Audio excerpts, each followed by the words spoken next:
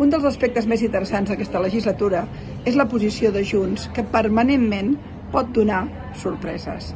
A diferència dels acords de Comuns o d'Esquerra Republicana, que lluny de ser acords puntuals acaben sent autèntiques aliances de legislatura, així ha viscut Esquerra les seves relacions amb el PSOE, a Junts ja ha fet tremolar diverses vegades a Pedro Sánchez.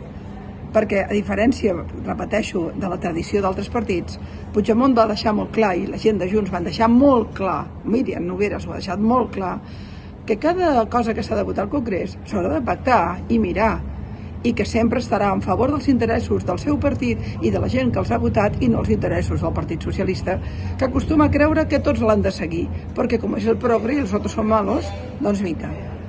Ho va deixar molt clar Puigdemont i sembla que no acaben de prendre la lliçó.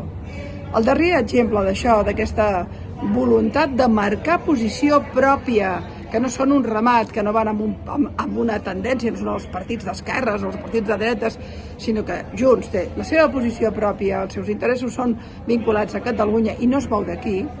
La darrera decisió ha estat demanar que la ministra Montero i el mateix Pedro Sánchez donin explicacions al Congrés. I com que el PP havia fet la petició de compareixença, doncs s'hi han afegit. Hi haurà qui dirà, s'han afegit a una decisió del PP. No, el PP havia demanat que anessin al Congrés i ells han dit, tenim uns motius diferents, farem unes preguntes diferents, però ens apuntem a la petició de que vinguin, perquè si no s'hi apuntaven es perdia. És a dir, el que es tracta és de que Montero doni explicacions. Quines? Les doni de quin és el pacte que ha signat amb Esquerra. Perquè aquest ball de confusió és una autèntica vergonya. Esquerra diu una cosa, el PSOE diu una altra, ens venen una pel·lícula que no és certa i sabem que no és certa, que posin llum i taquígrafs al Congrés de Diputats. Per tant, Junts diu, ens afegim a la petició del PP. Vinga, PSOE, dona explicacions. I després també ens afegim a la petició de per què caram no s'ha aplicat l'amnistia. El PP vol a Sánchez per explicar per què s'ha fugit Puigdemont. I Junts diu, no, nosaltres no posem el focus en Puigdemont, el posem en Llarena i en Marchena. I li volem preguntar a Sánchez per què no estan aplicant l'amnistia. Què passa amb aquests jutges? Són prevaricadors?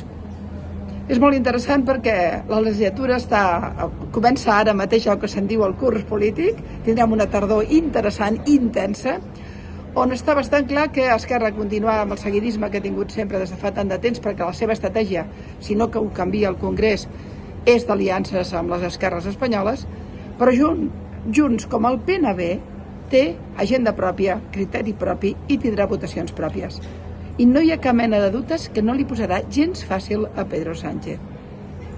Serà una tardor moguda, serà una tardor molt interessant políticament. Es tractava d'això, de tenir perfil propi, prou al seguidisme, prou a les aliances de legislatura. Els que han votat a Junts volen això justament, el perfil propi. Veurem què diu la senyora Montero sobre el pacte de finançament. Veurem què diu Sánchez sobre els jutges que no apliquen l'amnistia. Perquè d'això no parlen. Se'n van per una banda o per l'altra, o directament menteixen. Sí, està molt bé. I cap escarfall. Ho ha demanat el PP, s'afegeixen.